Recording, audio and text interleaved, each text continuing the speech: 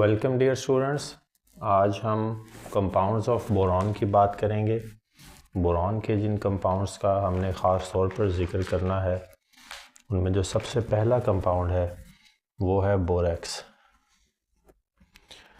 Borax आप कह सकते हैं कि एक नेचुरल ओर है, नेचुरल एग्जिस्टेंस है किसकी, बोरॉन की, यानी मिनरल कंटेंट है, मिनरल सोर्स है जिसके ओर से हम जो है वो बोरॉन को एक्सट्रैक्ट करते हैं। तो ये है बोरेक्स। फार्मूला अगर इसका देखें तो इसमें सोडियम है Na2, बोरॉन है 4 और O है 7 और ये हाइड्रेट है। तो इसमें n number of water molecules present होते हैं। यूजुअली हम जो है वो अपने लेवल पे 10 वाटर मॉलिक्यूल्स तक की बात करते हैं, लेकिन ये वाटर मॉलिक्यूल्स का नंबर कम ज़्यादा होता भी है और हो भी सकता है। तो मेन कंटेंट तो बोरेक्स का सोडियम बोरेट, सोडियम बोरॉन और ऑक्सीजन का कॉम्प्लेक्स है और ये साथ वाटर ऑफ क्रिस्टलाइजेशंस हैं, हाइड्रेट है। तो ये बोरेक्स का एक कंप्लीट पैकेज है। तो अगर इसकी अकरेंस की बात करें तो सबसे ज़्यादा आपको बोरेक्स जो है, बोरेक्स वो सॉल्ट बेड्स में मिलेगा, वाटर सॉल्ट बेड्स में, यानी कि जो नमकीन पानी के ज़खायर हैं वहाँ पे लेक्स वगैरह में जब हम पानी को एवेपोरेट कर दें तो क्रिस्टलाइज हो जाएगी बोरेक्स जो प्रेजेंट होगा। तो बोरेक्स जो है बेसिकली वो सॉल्ट वाटर बेड्स में मौजूद है, या सॉल्ट वाटर जो है इसके इम्पॉर्टेंट सोर्स हैं। ये बोरेक्स जो है ये अल्कलाइन इन नेचर होता है और इसलिए जो है वो सॉल्ट लाइक एसोसिएशंस को ज़्यादा प्रेफर करता है। मेथड्स ऑफ प्रिपरेशन की बात करें डियर स्टूडेंट्स तो पहला सोर्स तो टिंकल है। अब टिंकल जो है ये प्राइमरीली एक कॉम्प्लेक्स है डिफरेंट सब्सटेंसेस का जिसमें बोरेक्स भी प्रेजेंट है। तो जब आपने इससे बोरेक्स को हासिल करना है तो जस्ट आप इस टिंकल को बॉयल करें, फ़िल्टर करें और अलाउ करें, क्रिस्टलाइज होने के लिए रख दें, मौका दें, तो फिर आपको बोरेक्स के क्रिस्टल्स मिलेंगे। जो सेकंड है सोर्स या मैन्युफैक्चरिंग का जो सोर्स है वो कॉलीमेनाइट है, कैल्शियम का बोरेट है। तो नाम इसका मुश्किल है, फ्रॉम कॉलीमेनाइट। तो ये जो कॉलीमेनाइट है primarily this involves calcium and this involves boron, this involves oxygen and in how many numbers? Ca is 2, B is 6 and O is not 4. This is 11. This is called colemanite in general or calcium borate, just to remember. इसका reaction आप किससे करवाएंगे? Sodium carbonate से। तो washing soda जो है हमारा sodium carbonate है, इससे रिएक्शन करवाएंगे तो आपको जो है वो सोडियम बोरेट मिलेगा, जिसको आप कार्बन डाइऑक्साइड से रिएक्ट करवाएंगे तो आपको आपकी डिज़ायर्ड प्रोडक्ट मिलेगी। तो ये दो फेजेस में रिएक्शन टेक प्लेस करेगा। पहले फेज़ में आप इस कैल्शियम के बोरेट को Ca2B6O11 को एक बेस से बेस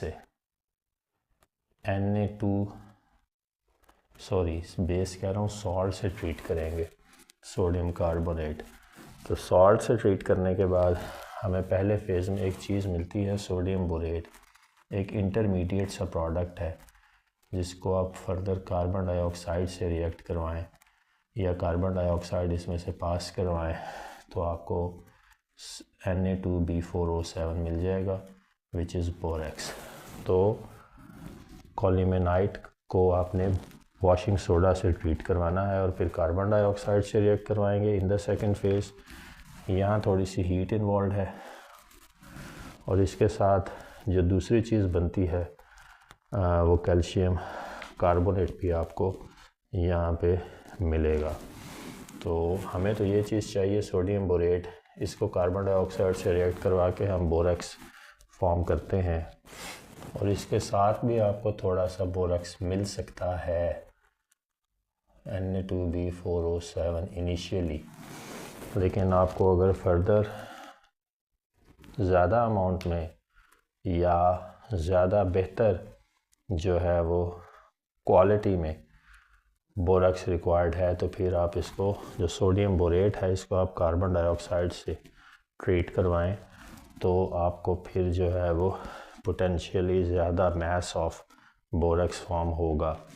तो ये एक रिएक्शन है कॉलिमेनाइट का which is a calcium borate with the washing soda sodium carbonate to form sodium borate which is allowed to react with carbon dioxide to give us borax. So this pathway is relatively easy to understand. इसका जो third method of preparation है वो boric acid से है। अभी boric acid की हमने बात की कि जो बोरेक्स है वो जो है हाइड्रोलाइज होने की सलाहियत रखता है एसिडिक पार्ट में भी और बेसिक पार्ट में भी।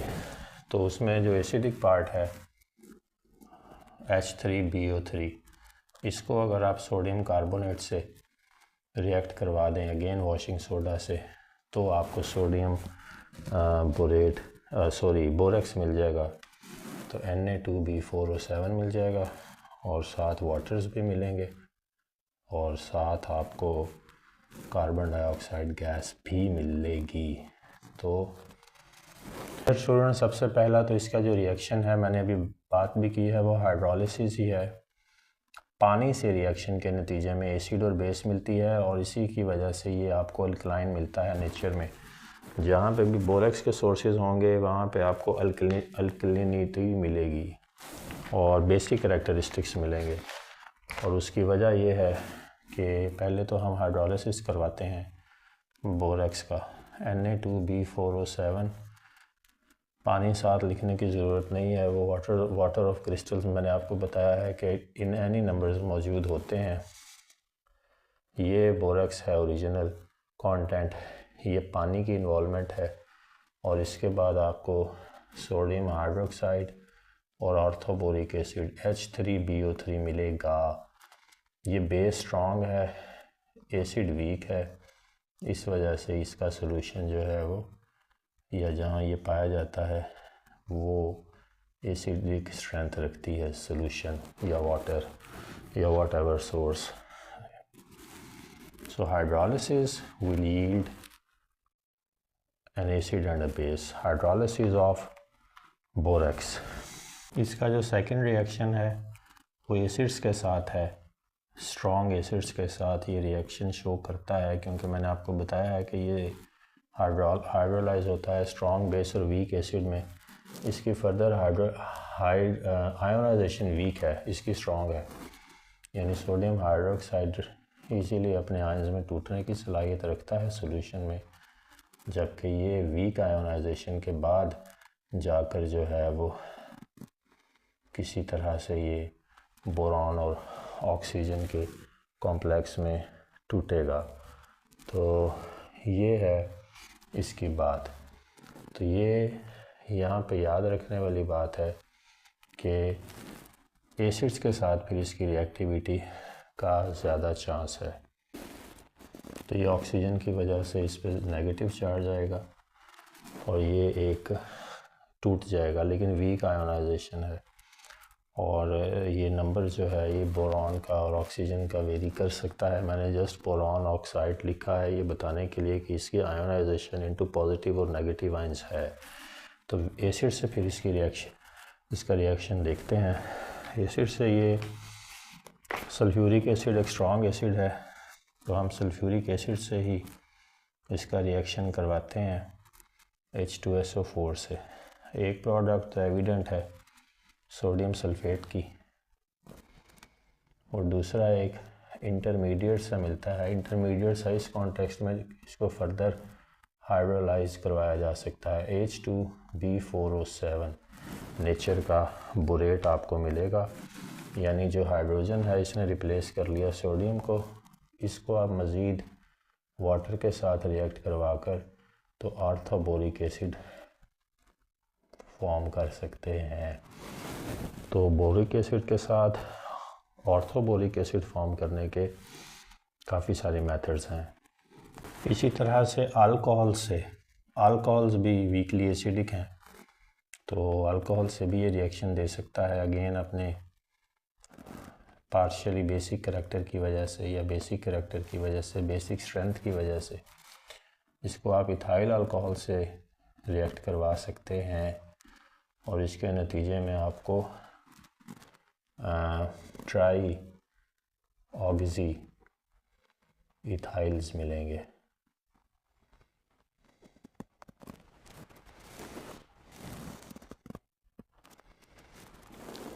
तो ये ट्राई इथाइल ऑक्सी बोरॉन या बोरेट इसको कह सकते हैं, एक कॉम्प्लेक्स ही है एक किस्म का। फिर ये डियर स्टूडेंट्स आयोनाइज होने की सलाहियत भी रखता है, और इसीलिए जो भी स्पीशी आयोनाइज हो सकती है जैसे अल्कोहल है उससे रिएक्शन भी ये दे लेता है। तो ये सोडियम में बोरेक्स में सोडियम B4O7 और इसको आप आयोनाइज भी करा सकते हैं सोडियम आयंस में और बोरेट आयंस में B4O7 2- में। तो it is ionizable as well.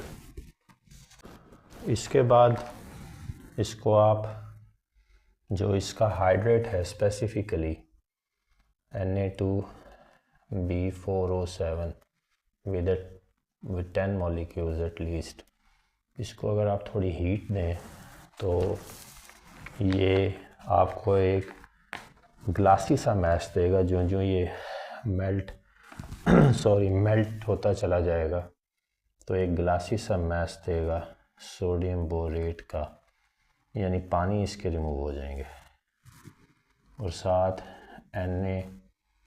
NaBO2 sodium borate और साथ B2O3 नेचर का ऑक्साइड भी मिलेगा।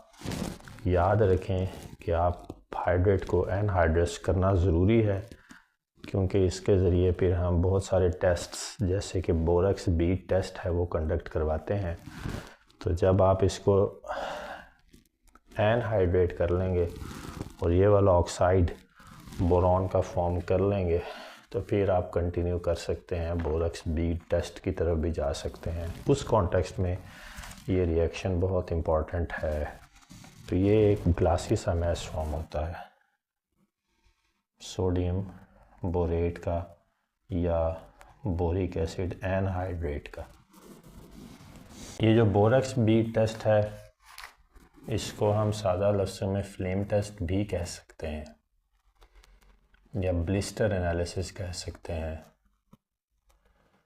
और उसकी वजह यह है कि किसी भी मेटल की एक वायर को लेके या यूजुअली प्लैटिनम वायर की बात की जाती है, प्लैटिनम वायर ले लें या कोई भी मेटल ले लें जो थोड़ी स्ट्रॉन्ग और होल्डिंग कैपेसिटी रखती हो, तो आप उसको हीट करें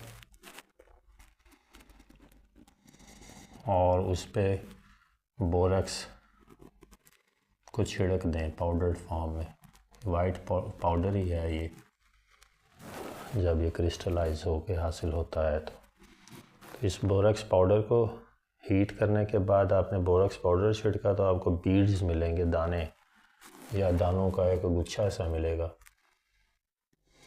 इसके ऊपर आप कोई भी मेटल रखें, डालें, छिड़कें, जैसे कि कॉपर ऑक्साइड है जिसका कोई कैरेक्टरिस्टिक कलर इम्पार्ट करती हो फ्लेम को,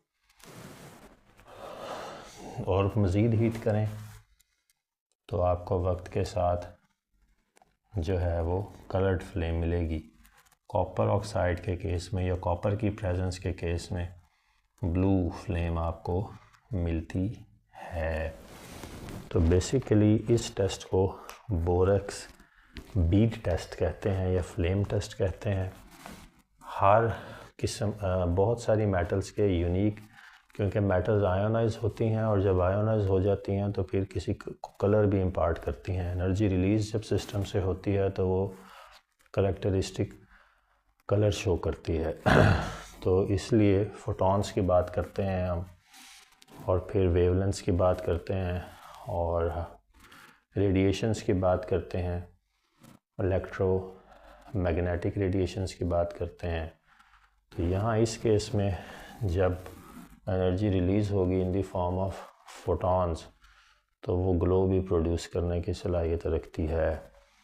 तो यहाँ इलेक्ट्रो और मैग्नेटिक तो इन जेन्युइन सेंस नहीं है, यहाँ पे तो ऑक्सीडेशन और रिडक्शन की बात करेंगे, यानी ऑक्सीडेशन, ऑक्सीडाइजिंग फ्लेम और रिड्यूसिंग फ्लेम की बात करेंगे।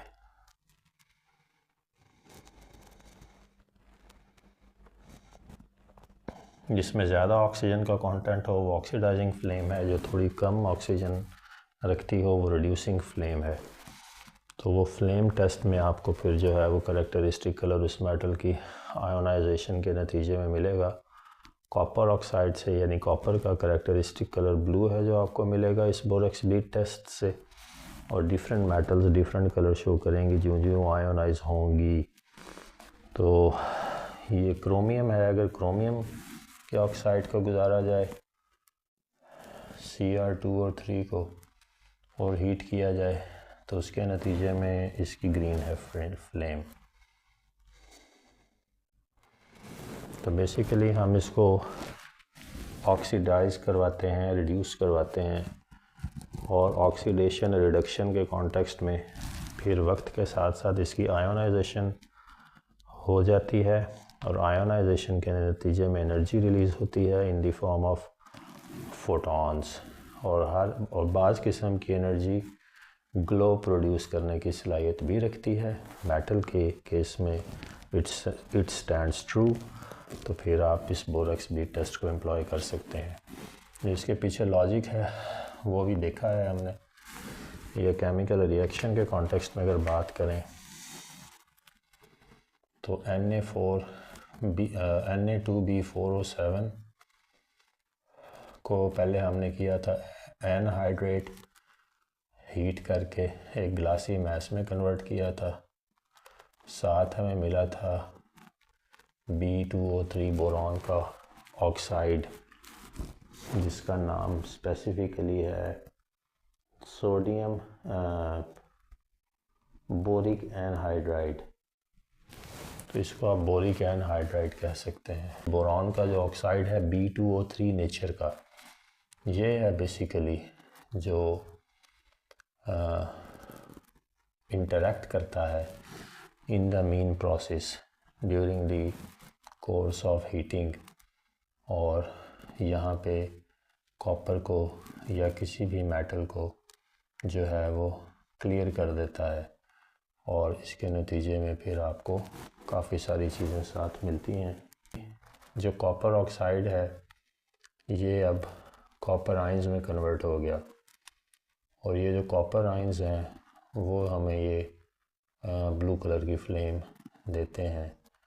तो ये बेसिकली तो आयन है, साथ आपको बोरॉन का कोई भी ऑक्साइड BO2 नेचर का मिल जाएगा। तो ये है काम। और बाज़ जगहों पे इस रिएक्शन को इकट्ठा भी लिखा होगा CuBO2O2 कॉम्प्लेक्स टाइप, लेकिन यहाँ पे ये जो है वो आयोनाइज हो चुका है। इसने अपने आयंस लूज़ किए हैं during the course of the reaction before forming this complex. तो ये सूरत बनने के बाद फिर हमें करेक्टरिस्टिक कलर मिलता है, और उसके बाद में भी ये कॉम्प्लेक्स इस तरह का भी आपको मिल जाए। लेकिन जो हमारा काम है वो फ्लेम टेस्ट है या ब्लिस्टरिंग है, वो हम इसी तरह करवाएंगे। अब हम इसके कुछ यूजेस देख लेते हैं बोरेक्स के।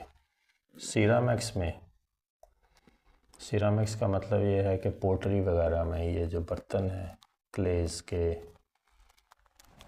क्ले, सैंड और इसका जो एक मिक्सचर है सिलिकेट्स का, उसमें ये इन्वॉल्व है। Formation of ceramics, formation of pottery, formation of pots, pans, etc.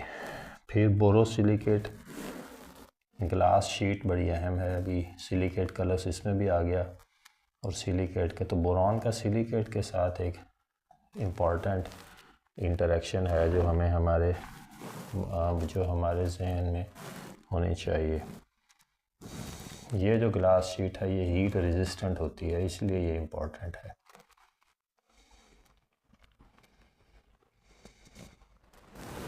Third, इसका यूज़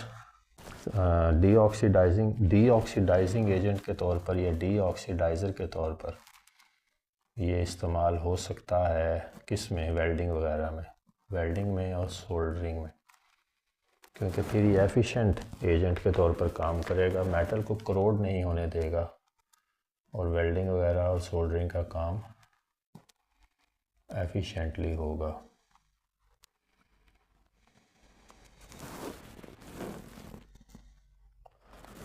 चौथा यूज़ इसका पार्शियली डिसइंफेक्टेंट के तौर पर भी इसको यूज़ किया जा सकता है टू एन एक्सटेंट।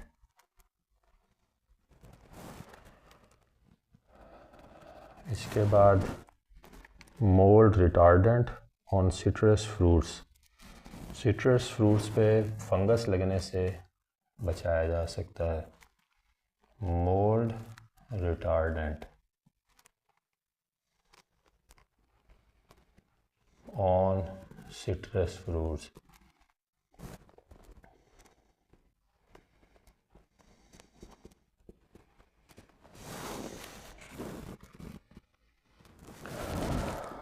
इसके बाद बोरॉन स्टील एलॉय का भी एक अपना यूज़ है। बोरॉन स्टील एलॉय आर्मर्स वगैरह में यूज़ होता है, बोरॉन और स्टील का एलॉय। इसके बाद सॉल्वेंट के तौर पर और लॉन्ड्री में, कोटेड पेपर्स में सॉल्वेंट के तौर पर इस्तेमाल होता है और लॉन्ड्री में भी इसके यूजेस हैं। सोडियम कार्बोनेट से जिस तरह इसकी इंटरेक्शन जो है वो है, तो वो वॉशिंग सोडा है, तो इसका भी एक ताल्लुक है टू एन एक्सटेंट। तो आप लॉन्ड्री लिख सकते हैं या वॉशिंग लिख सकते हैं। लॉन्ड्री में इसके यूजेस हैं। इशारा आपको मैंने दिया है सोडियम कार्बोनेट से इंटरेक्शन का। फिर सॉल्वेंट है कोटेड पेपर्स में, so it is used as a solvent in coated papers. इसके अलावा भी इसके बहुत सारे यूजेस हैं और होंगे, लेकिन हमने यहाँ पे वक्त के हिसाब से मुख्तसर तरीन अल्फाज में हमने कोशिश की कि इसके यूजेस भी देख लें।